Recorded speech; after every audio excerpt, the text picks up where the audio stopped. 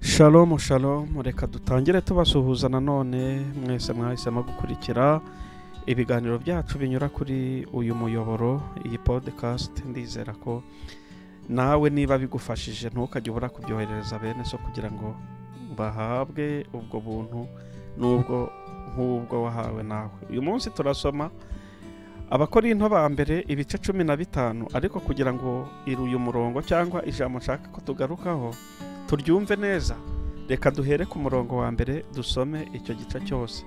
Umutwe w'amagambo uragira uti Pawulo ahugura Abakorinto abemeza iby'umuzuko. Bene data, ndabamenyesha ubutumwa bwiza n'ababwirije ubwo mwakiriye mukabukomereramo kandi mugakizwa nabwo. Niba mubukomeza nk'uko nabo babwirije, keretse mwaba mwizereye ubusa. Muzi ko nabanje kubaha ibyo nanjye nahawe kumenya, yuko Kristo yapfiriye ibyaha byacu nk'uko byari byaranditswe, agahambwa akazuka ku munsi wa gatatu nk'uko byari byaranditswe nanone, akabonekera Kefa, maze akabonekera abo 12, hanyuma akabonekera bene data basaga 500.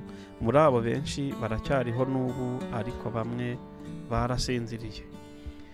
Yongeye kubonekera Yakobo, abonekera n'izindi ntumwa zose, kandi nyuma ya bose nanjye arambonekera ndi nk'umwana w'icyenda, kuko noroheje hanyuma y'izindi ntumwa zose, ndetse ntibikwiriye ko nitwa intumwa, kuko narenganyaga itorero ry'Imana. Ariko ubuntu bw'Imana nibwo bwatumye mba uko ndi, kandi ubuntu bwayo nahawe ntibwabaye ubw'ubusa, ahubwo nakoze imirimo myinshi iruta iya bose. Nyamara sinjye, ahubwo ni ubuntu bw'Imana buri kumwe nanjye.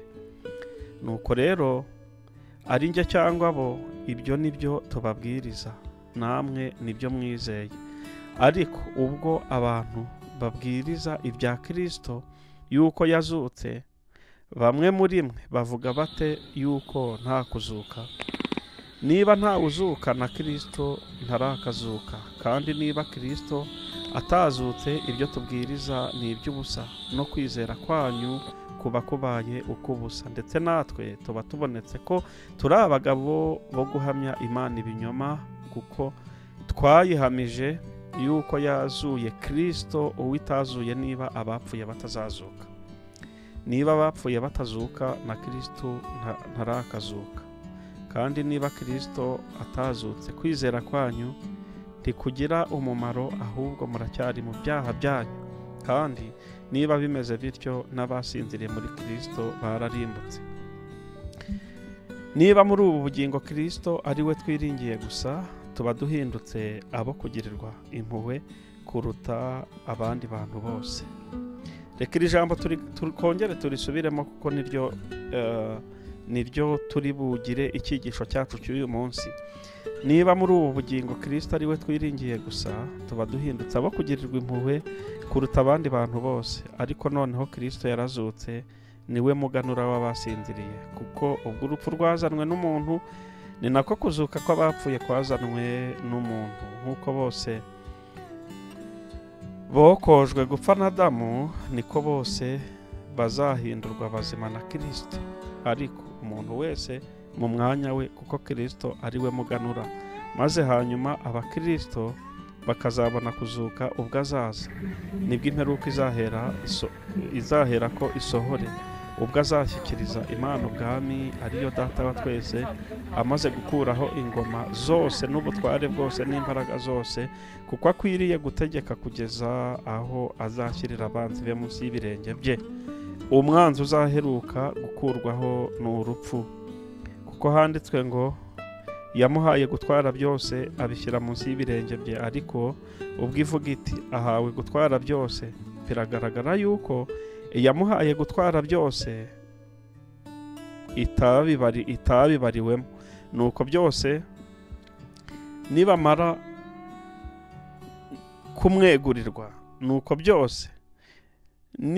kumwegurirwa, nibwo n'umwana w'Imana ubwe aziyegurira iyamweguriye byose, kugira ngo Imana ibe byose kuri bose. Niba bitabaye bityo, ababatirizwa bapfuye bazagira bate? Niba bapfuye batazuka rwose, ni iki gituma bababatirizwa? Ni iki gituma natwe ubwacu duhora twishyira mu kaga hato na hato? Ndabarahira yuko mpora mpfa uko bukeye, bitewe n'ishema mfite ku bwanyu muri Kristo Yesu umwami wacu. Niba nararwanye n'inyamaswa muri Efeso nk'uko abantu bamwe babigenza, byamariye iki niba bapfuye batazuka? Reka twirire twinywere, kuko ejo tuzapfa, ntimuyobe. Mwifatanya n'ababi, kuko kwifatanya n'ababi byonona ingeso nziza.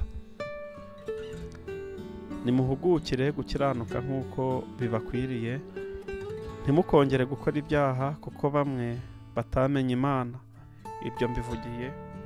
Ibyo mbivugiye kubakoza isoni. Ariko bamwe bazabaza bati, abapfuye bazurwa bate? Kandi bazaba bafite mubiri ki? Wa mupfuwe, icyo biba ntikiba kizima kitabanje gupfa, kandi icyo biba ntikiba gifite umubiri kizagira hanyuma, ahubwo ubiba akabuto bwako kenda kabishaka cyangwa akandi kabuto, ariko Imana igaha umubiri nk'uko yawukageneye, kandi akabuto kose igaha umubiri wako ubwako. Inyama zose si zimwe, ahubwo iz'abantu ziri ukwazo, n'iz'inyamaswa ziri ukwazo, n'iz'igisiga ziri ukwazo, n'iz'ifi ziri ukwazo. Kandi hariho imibiri yo mu ijuru n'imibiri yo mu isi, ariko ubwiza bw'iyo mu ijuru buri ukwayo, n'ubw'iyo mu isi nabwo buri ukwayo. Ubwiza bw'izuba buri ukwabwo, n'ubwiza bw'ukwezi buri ukwabwo, n'ubwiza bw'inyenyeri buri ukwabwo, kuko inyenyeri imwe itanganya ubwiza n'indi nyenyeri. No kuzuka kw'abapfuye niko kuri. Umubiri ubibwa ari uwo kubora, ukazazurwa ari uwo kutazabora. Ubibwa afite igisuzuguriro, akazazurwa afite ubwiza. Ubibwa utagira intege, akazazuka afite imbaraga. Ubibwa ari umubiri wa kavukire, akazazurwa ari umubiri w'umwuka. Niba hariho umubiri wa kavukire, hariho n'uw'umwuka. Uko niko byanditswe ngo, umuntu wa mbere ari we Adamu yabaye ubugingo buzima, naho Adamu wa nyuma yabaye umwuka utanga ubugingo. Ariko umwuka si ubanza, ahubwo umubiri niwo ubanza, hagaheruka umwuka. Umuntu wa mbere yaturutse mu butaka, ari uw'ubutaka, naho umuntu wa kabiri yaturutse mu ijuru, nk'uko uw'ubutaka ari niko n'ab'ubutaka bandi bari, kandi nk'uko uw'ijuru ari niko n'ab'ijuru bandi bari. Kandi nk'uko twambaye ishusho y'uw'ubutaka, niko tuzambara n'ishusho y'uw'ijuru. Kuko bene data, icyo mvuga ni iki, yuko abafite umubiri n'amaraso bisa batabasha kuragwa ubwami bw'Imana, kandi ibibora bitabasha kuragwa ibitabora. Dore mbamenera ibanga, ntituzasinzira twese, ahubwo twese tuzahindurwa mu kanya gato, ndetse mu kanya nk'ako guhumbya, ubwo impanda y'imperuka izavuga. Impanda izavuga koko, abapfuye bazurwe ubutazongera kubora, natwe duhindurwa. Kuko uyu mubiri ubora ukwiriye kuzambikwa kutabora, kandi uyu mubiri upfa ukwiriye kuzambikwa kudapfa. Ariko uyu ubora numara kwambikwa kutabora, n'uyu upfa ukambikwa kudapfa, nibwo bazasohora rya jambo ryanditswe ngo, urupfu rumizwe no kunesha. Warupfuwe, kunesha kwawe kuri? Warupfuwe, urubori rwawe rurihe? Ibyaha nibyo rubori rw'urupfu, kandi imbaraga z'ibyaha ni amategeko. Ariko Imana ishimwe iduha kunesha kubw'umwami wacu Yesu Kristo. Nuko bene data bakundwa, mukomere mutanyeganyega, murushaho iteka gukora imirimo y'umwami, kuko muzi yuko umuhati wanyu atari uw'ubusa ku mwami. Amen.